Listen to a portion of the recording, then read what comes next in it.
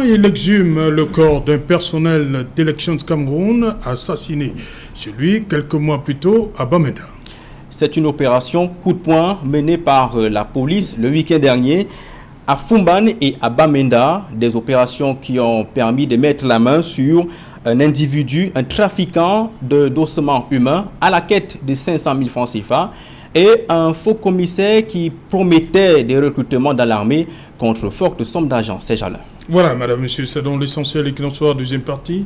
Bonne soirée à vous, Eric. Bonne soirée, c'est Jalin. Rendez-vous demain, 20h. Dans un instant, dans la suite et qui en soit, toujours en compagnie de Eric Yombi, docteur Patrick Griffoué, docteur Dalvaris Goudjou et Christian Massouma. D'abord, docteur Dalvaris Goudjou, 500 000 francs pour une commande d'ossements humains. Ça ne s'arrête plus.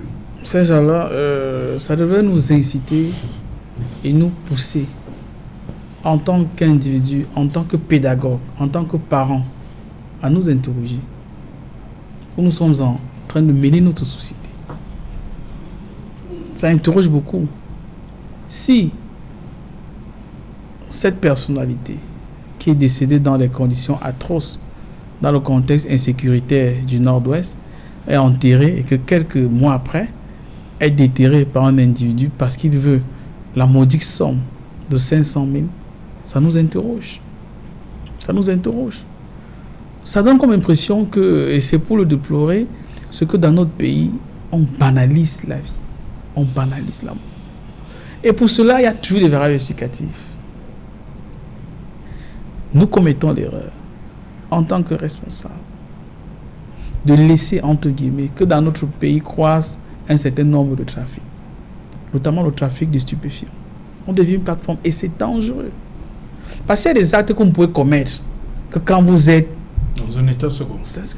Sinon, un enfant ne prendrait pas. Puis ce qu'il fait là, on voit dans les lycées de plus en plus des enfants prendre des poignards sur leurs enseignants. Les enfants prennent des poignards sur leurs camarades. Dans la plupart des cas, les enfants sont dans un état second. Sinon, qu'est-ce qui peut expliquer ce type de comportement? Et au-delà, moi, je suis de ceux qui ont toujours milité pour que les boissons alcooliques soient extrêmement taxées. Que du tabac, la cigarette soient extrêmement taxées. Ce sont des drogues, même si elles sont plus douces. Ça va pas ouvrir la voie à la contrebande? Non, c'est pas le problème là. C'est pas parce qu'on a peur de la contrebande qu'on va laisser prospérer quelque chose qui a un impact négatif sur la société. Regardez l'ensemble sur le territoire national, que ce soit près des universités, près des écoles primaires, tout, même des hôpitaux, même des églises. C'est des endroits où on vend de la boisson alcoolisée. Sans contrôle, pratiquement. Je dis pratiquement aucun pays du monde entier s'est développé. Vous voyez, l'Afghanistan est arrivé dans cet état parce que c'est une plateforme de trafic de drogue. Hein. Vous savez, à un moment, quand on rentre dans le passé, vous savez, pour que les puissances occidentales puissent envahir la Chine, qu'est-ce qu'il fallait faire? Il fallait utiliser la guerre de l'opium. C'est-à-dire qu'il fallait envahir le pays en facilitant l'accès à la drogue. C'est établi, il y a des faits de plus en plus. Dans nos écoles, même jusqu'à l'école primaire, on essaye d'appâter les enfants les donnant de la drogue. Vous savez, de plus en plus, le marché nord-américain est vieillissant et surtout, c'est beaucoup plus fermé. Il y a des contrôles qui sont extrêmement énormes. Or, pour que toute cette drogue puisse continuer à transiter et aller vers l'Europe, les gens se retrouvent vers nos pays. Nos pays où certains contrôles sont extrêmement plus faibles. Je dis que très sincèrement, nous devons nous interroger en tant que pédagogues. Est-ce que c'est la société que nous devons laisser à nos enfants? Que l'on ne peut même pas laisser un mort se reposer? Qu'il faille le détruire?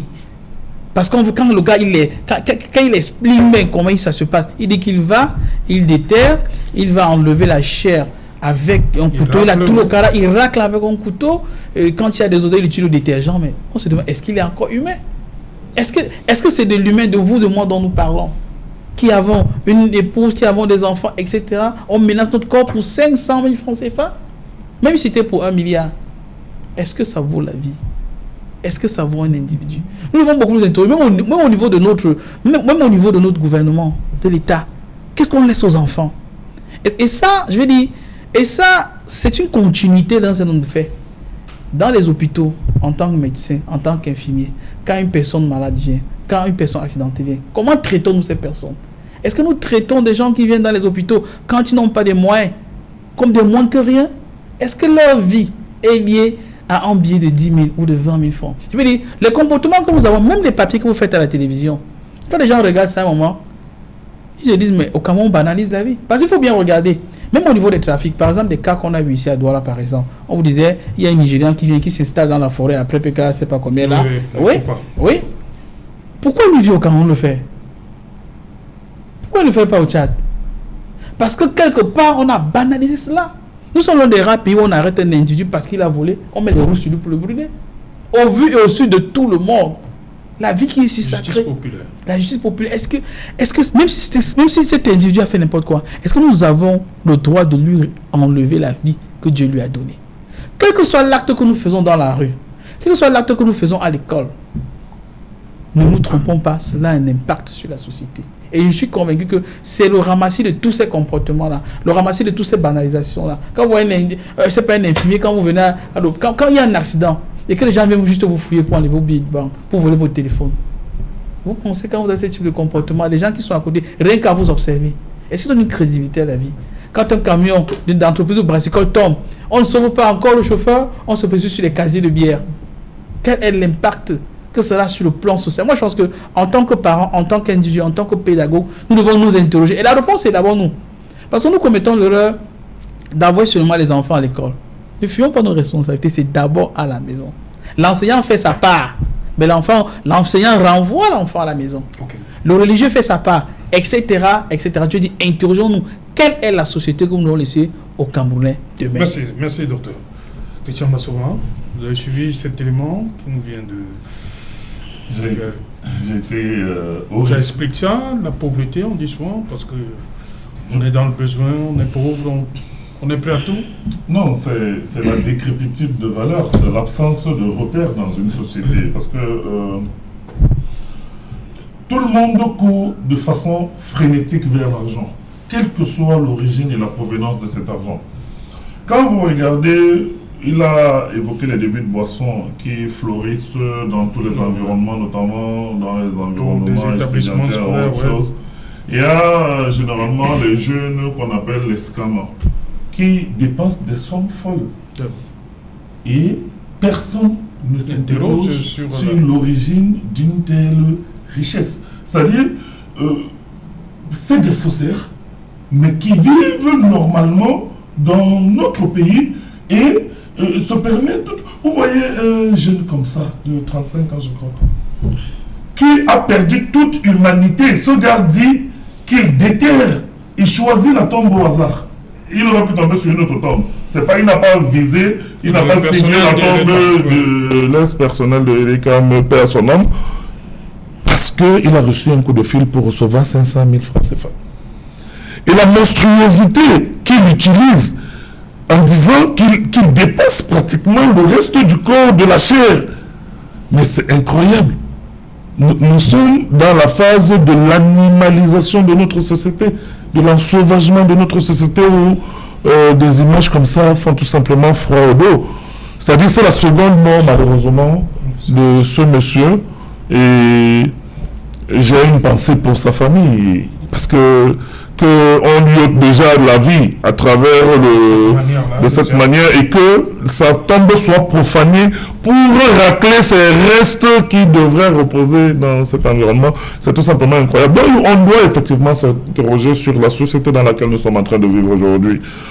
Certes, il y a les phénomènes que le docteur Dalvaris venait d'évoquer, la drogue et autres choses, mais il n'y a pas que ça. Il y a juste que nous avons depuis très longtemps une société en manque de repères et de valeurs. Tout le monde pense que la réussite est un phénomène inopiné. C'est-à-dire les gens ne veulent pas travailler, ils ne veulent rien faire, ils veulent mener une vie qui ne correspond pas à la valeur travail qui devrait leur permettre de mener ce genre de vie. Donc ils sont prêts à tout. L'essentiel, c'est d'avoir de l'argent et de faire tout ce qu'ils peuvent faire après. Donc, c'est regrettable. Je pense que au-delà de l'éducation, au-delà de tout ce que nous pouvons avoir comme pédagogie, il y a aussi une responsabilité étatique. Parce que l'État doit véritablement être garant de ce type de mentalité pour que notre société puisse se projeter avec optimisme, que les gens comprennent que la société camerounaise ne peut pas uniquement être tributaire du faux, de tout ce qui est négatif. C'est-à-dire on ne peut pas imaginer que les jeunes s'identifient beaucoup plus à l'alcool, à la drogue et à l'argent facile. Ils ne veulent rien faire du tout et ils sont prêts à tout. Nous n'avons pas grandi avec ces valeurs. Fort heureusement, je pense que on a d'abord été éduqués sur la base de la valeur travail. On avait une volonté farouche de réussir, de challenger nos aînés, de faire mieux que nos parents. Mais aujourd'hui, qu'est-ce que nous observons? Donc c'est triste de voir ce genre d'image. Je pense que par moment, il n'y a même pas de mots suffisamment forts pour illustrer et expliquer ce genre de phénomène. Docteur Rifoué. Non, mais écoutez, je pense que ce qui a été dit précédemment est assez juste. Cet élément pose le problème des itinéraires d'accumulation dans notre société et de la légitimation de ce que je considère comme des itinéraires d'accumulation illicites. Et ces itinéraires illicites sont désormais légitimés parce que une sociologue française, Florence Allard, appelle l'expressivisme social. C'est-à-dire le fait que vous avez des individus qui exhibent sur les réseaux sociaux leur bonheur qui semble être permanent, c'est-à-dire que en fait ils sont dans une forme de vie dans laquelle ils sont heureux en permanence et ce bonheur permanent a un soubassement, c'est la réussite qui va être une réussite ostentatoire. Au Nigeria, récemment, je crois il y a 1 an ou 2, il y avait un célèbre, il a parlé de scammer, il y a un célèbre individu qui se faisait prénommer Hush Puppy, qui était un célèbre trafiquant de drogue, ainsi de suite. Qui pesait plus de 100 millions de dollars. Qui pesait plus de 100 millions de dollars. Voilà. Et qui s'exhibait tout le temps avec des grosses voitures, ainsi de suite. Et malheureusement, c'est-à-dire quand les jeunes voient ça, ce qu'ils se disent, c'est qu'ils veulent aussi être heureux en permanence, puisqu'il y a des individus qui leur disent on peut l'être. Parce que c'est l'image qu'ils projettent. Et si on peut être heureux en permanence, effectivement, certains itinéraires d'accumulation doivent être empruntés. Ce n'est pas, quand on dit la vraie magie, c'est le travail, mais le travail est ardu, c'est-à-dire que vous prenez du temps pour accumuler. Effectivement, vous pouvez y arriver comme dans Poulot, vous pouvez arriver au niveau de Dangote, mais ça vous prendra 30-40 ans. Or, le jeune qui voit Hoche Papier se dit, demain soir, je veux être comme lui. Je veux aller faire mon malin, en boîte de nuit. Donc, mais on n'a pas de temps à perdre. Malheureusement, ils n'ont pas de temps à perdre au travail. Pour ça, il faut se livrer à ce type de commerce, ce qui est malheureusement regrettable. Donc, ça doit nous interpeller tous comme société, c'est-à-dire à la fois le gouvernement, les familles, l'école, parce que si ces dérives-là ont tendance à s'amplifier, je ne sais pas quelle société nous produisons et ce que nous voulons faire comme développement pour demain, si des gens ont mis de côté la valeur travail pour se dire il faut s'enrichir vite, sans aucun scrupule, par tous les moyens, surtout les moyens illicites. Voilà, Eric Yombi, c'est ça, pour aller vite, c'est facile. Lorsqu'on voit les autres, on a tendance à copier, on ne sait pas comment ils ont fait pour atteindre ces cimes-là. Bien entendu que nous sommes dans une société de l'image. Nous sommes dans une société où tout est beau. Mais ce que je vois de plus en plus dans cette ville de Douala où je réside, ce n'est qu'un laboratoire de ce que nous sommes. Et il y a des comportements antisociaux ou asociaux que je vois de temps en temps. Comment pouvons-nous marcher sur la chaussée et pourtant le trottoir est disponible? Non, pourquoi pouvons-nous... Eric Yombi, oui. Vous êtes sûr que le trottoir est toujours disponible? Lorsque c'est disponible, je ne vois pas des gens marcher sur le trottoir. Non. Lorsqu'il est GPS, même mot. Voilà. Lorsque le trottoir est disponible, je ne vois pas souvent des gens y marcher. C'est pas normal. Nous sommes dans une société où on a perdu des valeurs. Nous sommes dans une société où on ne s'indigne pas au volume où il faudrait. Et des exemples existent à l'appel. Aujourd'hui, lorsque nous voyons ces images, nous sommes comme surpris. Non, nous sommes ce que nous sommes. Nous sommes le produit d'une évolution sociale qui magnifie la réussite. Et de plus en plus, ces jeunes aussi, étant scam et autres, ils veulent montrer qu'ils existent. Ils veulent montrer qu'ils sont aussi quelque chose. Mais nous sommes surtout dans une société où on a l'impression que la force de l'État a disparu. Et ça, ce n'est pas normal. Serez-vous surpris demain ou après-demain de constater que ce monsieur n'est plus bien entendu au service de la justice parce que peut-être a-t-il été libéré. Quel message alors ça donnerait aux autres de faire comme les autres? Celui-ci n'est pas le premier, il ne sera pas le dernier. La force de l'État doit revenir. Je suis né dans un pays où nous avions peur de l'instituteur. Je ne parle pas du policier parce que ça c'était plus grave. L'instituteur, lorsque tu voyais ton instituteur passer, du coup tu allais te cacher. D'où vient-il qu'aujourd'hui on va exhumer les restes d'un être humain et qu'on fasse toutes ces chirurgies parce qu'on peut avoir seulement 500 000 francs. Donc on n'a même pas la sacralité, la vie n'est même plus sacrée aux yeux de certains pour 500 000 francs. Et pendant ce temps, nous avons affaire à un État qui regarde. Ce n'est pas normal, il n'est pas le premier, il n'est pas le dernier. Il faudrait qu'on soit dans un pays où les choses fonctionnent normalement. Lorsque vous avez commis une faute, vous devez être puni comme ça se doit. Lorsque vous détournez de l'argent, ce n'est pas seulement valable pour ceux qui exhument des corps, c'est aussi valable pour ceux qui détournent de l'argent. Lorsque vous posez un acte illicite, vous devez être puni comme ça se doit. Il ne doit pas avoir, n'est-ce pas, de passe-droit pour certains. Je refuse que nous soyons dans une société de passe-droit. Cet individu, comme les autres, ils doivent être punis. Il n'est pas normal que celui-là, pendant qu'il est dans les mains de la justice, qu'on entende demain que parce qu'il aurait donné ces choses-là, qu'il soit en liberté. Parce que, bien entendu, ça incitera les autres à faire pareil. La République doit rester forte. Ce que nous constatons aujourd'hui, c'est que la République a baissé les bras. Ce n'est pas normal. Nous voulons une société avec ces gamins qui travaillent. Et travailler veut dire aussi que lorsque le petit voit l'effort de l'autre, il se met au travail. Lorsqu'il voit qu'on peut dépenser facilement... Christian disait que c'est trop long. Il trouve que c'est trop long. Non, ce n'est que ce chemin que nous connaissons. Oui. C'est ce chemin que nous avons appris. C'est vous, ça que bien entendu, ces gamins, ces enfants, ces cadets, nous devons leur montrer ce chemin. Et l'État doit nous accompagner. Lorsque nous sommes dans des conférences, dans des salles de classe, ce que nous leur disons, l'État doit nous accompagner pendant que nous passons ce message, en punissant comme il le faut, avec la dernière énergie, les individus qui refusent de travailler ardemment. Je dis bien les individus. Il ne s'agit pas seulement de ceux qui exhument les corps. Je parle également de ceux qui détournent les fonds publics, qui font en sorte que les trajectoires de la réussite deviennent les trajectoires de l'échec. C'est-à-dire que les écoles, les véritables écoles que nous voulons, pour que les enfants aient la contenance intellectuelle et demain s'exprimer, qu'on ne vole pas leur avenir, d'accord, en refusant de faire en sorte que l'école soit ce lieu où on a le savoir. De plus en plus aujourd'hui, l'école n'est pas l'école.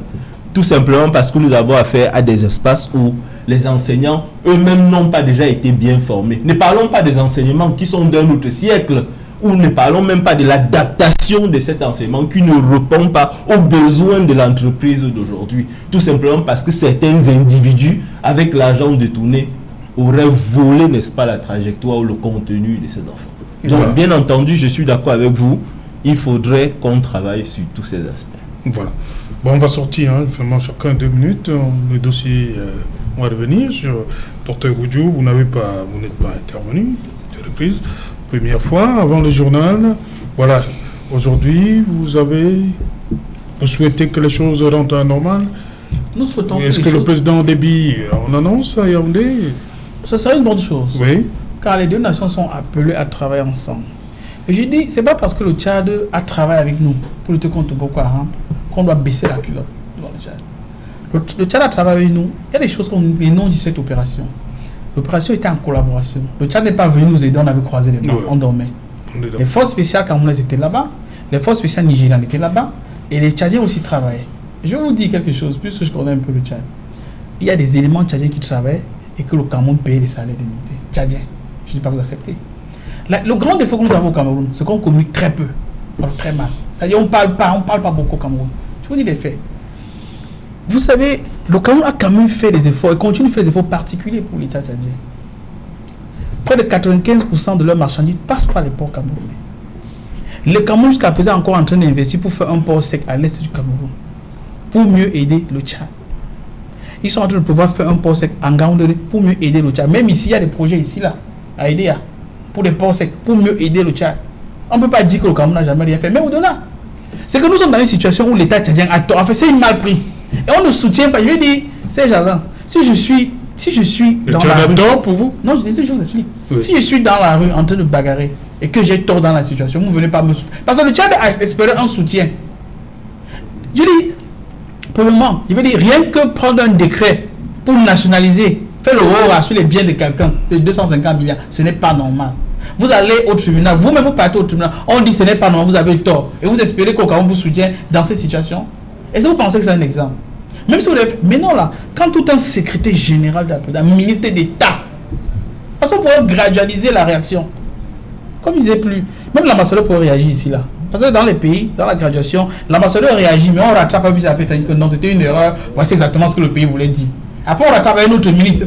Mais ils sont directs. Parce que quand lui parle, vous connaissez, pour ceux qui connaissent un peu Déby, Mahamat, c'est pas comme c'est un militaire sac à dos, c'est un gars de la Kalash. Donc il s'exprime très peu. Quand il dit au docteur Galingote de s'exprimer, ça veut dire en réalité c'est lui qui est en train de parler. Je veux dire, à ce niveau de crise, sans avoir convoqué l'ambassadeur du Cameroun au Tchad, sans avoir fait ce nombre de remarques, on n'a pas besoin de faire ce type de communiqué à la télévision. On pourrait gérer ça autrement. Parce que de manière légale, légitime, le Cameroun a violé. Le Cameroun a juste acheté 10% des actions à une entreprise qui n'est pas le Tchad. Le Tchad est, et vraiment ne confondons pas, le Tchad est en difficulté avec une entreprise qui n'est pas le Cameroun. Nous on a acheté les actions de Savannah. Et vraiment pour sortir, n'oublions pas que même s'il y avait les intérêts camerounais, quand mon ami Eric disait que pourquoi le flou, moi en tant qu'homme d'affaires, moi je vais au Tchad, je vais dans beaucoup de ces pays-là. Mais pourquoi mes affaires privées, je vais les mettre sur la voie publique? Je vais dire que si, prenons un exemple, si une personne, et ça se fait dans le lobby, même à l'Union européenne, si une personne, comme pour Cameroun, il faut comme dans Freedom First Bank, veut négocier quelque chose au Tchad et approche quelqu'un qui estime pouvoir l'aider dans ce sens, comme une personnalité comme Frambia, pourquoi mettre ça dans la rue? C'est une affaire d'État, et même si c'était d'État. Et vous pensez que toutes les affaires d'État, on les traite dans la rue là? Et vous pensez les affaires. Quand les gars viennent dans notre pays, on fait un ensemble d'opérations, on classifie les dossiers. On ouvre les dossiers 5 ans, 100 ans plus tard. Vous pensez c'est pourquoi? C'est parce que la République ne se gère pas dans la rue. Et il n'y a pratiquement aucun pays du monde. Je veux dire, même tous les accords que les Saoudiens font, on l'a remarqué toujours. Il y a l'accord de confidentialité.